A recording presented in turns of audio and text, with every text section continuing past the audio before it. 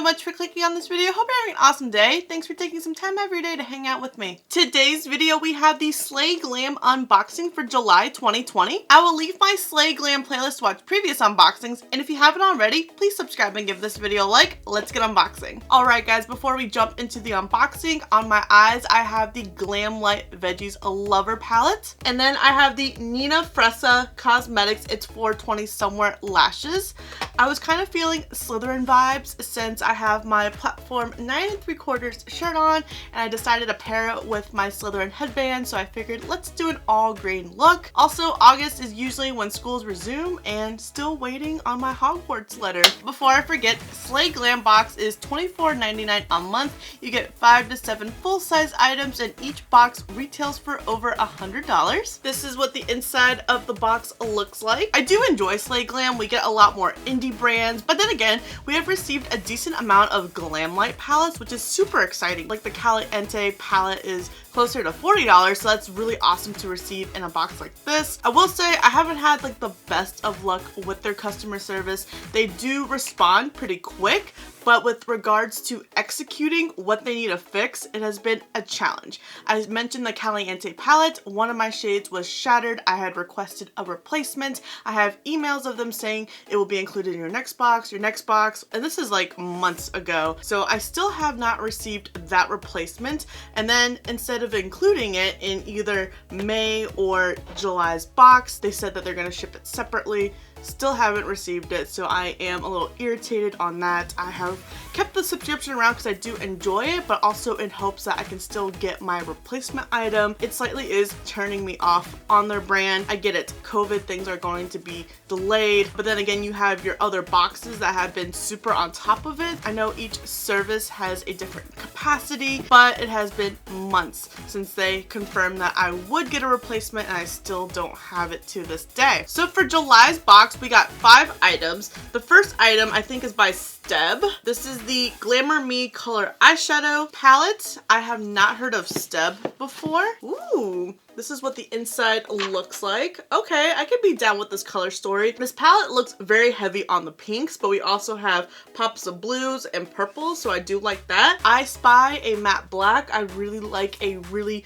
nice matte black in my palette, so that is exciting to see. We also have a shade right here called Dancer that is really going to be nice to set your eyeshadow base if that's something that you're into. Or what I like to do is when my looks get a little too smoky, taking a neutral shade like that and helping smooth out the edges, also cleaning up the lower lash line. Definitely want to do some swatches on this, kind of get an idea how these shades feel, but of course it is not going to be tested on the eyes, so we won't see how these shades blend out and seeing how their pigment transfers when you use a brush. Dancer, Unique, Chosen One, God's Gift. Looks like we might see some fallout when we dip the brush into the pan. There was a lot of kicked up just doing the swatch. This shimmer felt really nice and creamy, as well as the mattes, but I think that this one's gonna be more of a topper shade, so you might have to build it up, use your finger, maybe wet it, but it would also look super pretty on your brow bone or on the inner corner highlight. My Treasure, Full of Love, in Happy Mood, Goddess Durga. Looking at this shimmer, you can definitely tell it's going to be a little bit more pigmented than the other ones that have the more topper-esque look and feel to them. Maiden, Handsome, Celestial, Friends. I am obsessed with this shade Handsome so much. The shade next to it, Maiden, had a little bit of a chalkier feeling to it. And then these two shades, Celestial and Friends, look so closely related.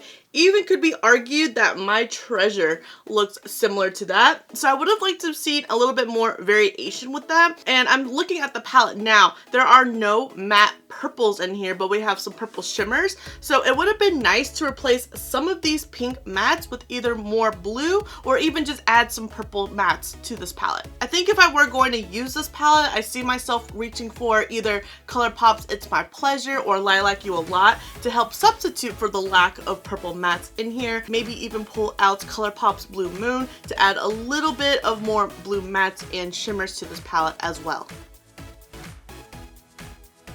Moonlight, Parvati, Eternal, Cloud 9. Ooh, I am living for this shade Moonlight so much. I have short arms, so I can only fit 16 out of the 20 shades of this palette, so I'm going to swipe the last 4 shades on my hand. Freedom, Leadership, Diamond, Complete. And this is the entire palette swatched. Complete also had that kind of more dry feel that Maiden had as well, so that's going to be another shade just to look out for. Hopefully with it being dry that it's not going to give us issues on blending, making things a little patchy and difficult on an eye look. But aside from needing some more blue and purple mattes, I actually really liked how everything swatched. There's pigment all the way through. I am definitely excited for some of these really popping shimmers like the blue and purple right here. I think this palette has a lot of potential. It does cater to if you like more neutral shades, or if you want to do a little bit more colorful looks, or if you're also wanting to explore doing neutral looks with pops of color. While I see this palette being versatile, I also seeing it needing to be paired with some other palettes. As I mentioned, some of the ColourPop palettes. Even though pairing palettes is not my preference, I see that being like the most beneficial option for me to get the most use out of this palette. And I don't have a card to tell how much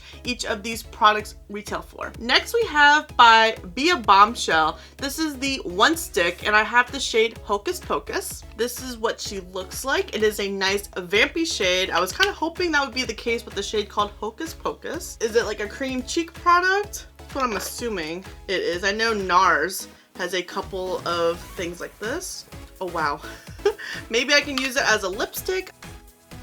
I see it being like a cream blush, which is blending out super nice. This shade is going to look stunning for the fall. At first it goes on super bam pigment. I definitely see myself wanting to try this on the cheeks for sure. It definitely has a more sheer coverage to it, so I don't know if it would work out the best on the lips. We have a Hikari Beauty Crayon. This is in the shade Pouty. This is definitely a lot more orange than I anticipated. Hopefully with a gloss or lip liner, I'll be able to get some use out of it. I thought it might have been more of a burnt red, but it definitely swatched more orange. I'm just not the biggest fan of the color orange. I don't think it looks good on me. This is super, super creamy, so I definitely expect some transfer and touching up throughout the day. And then we have a matte bronzer from Hikari. This is in the shade Santa Cruz. It kind of reminds me of my Laura Geller Balanced and Baked foundation that I have. This marble look is definitely interesting for a bronzer. Hopefully it swatches nice. It definitely has more of like a gray undertone to it, so I'm not sure how this is going to look on the cheeks, if we're going to look a little bit muddy, and it felt really creamy. Hopefully it will blend out nice, but I usually like my bronzers on like the cooler or more neutral side than the warm, or in this case, gray side. I don't know. I've never seen a bronzer like this before. So the last product is by the brand Int. This is the shade Sparkle Fairy, and I'm assuming it is a highlighter. Kind of interesting in like this egg component. Oh wow. It is super creamy, but it's also a very light highlighter. Like hopefully it can be built up some. It's not as beaming as I was hoping it would be, but maybe it's because it's a cream formula. It's a beautiful shift. Like I see green, yellow, and pink sparkles in it. I just needed to bam a little bit more on the cheekbones. That's why I usually like my powder highlighters a little bit more. I think they're just easier to build up, really get that beaming glow on the cheeks. I know with cream, I do struggle blending it out. It kind of looks like a straight line as opposed to it being diffused. We'll see how it works out. I definitely think looking at it, it looks really bam in your face, but then when you actually apply it on your skin, kind of lackluster. So overall for Slay Glam, the product that I'm only really excited in trying is going to be this eyeshadow palette. One, I love eyeshadow, and two, it is a really nice color story, and it's a formula I haven't tried out yet, and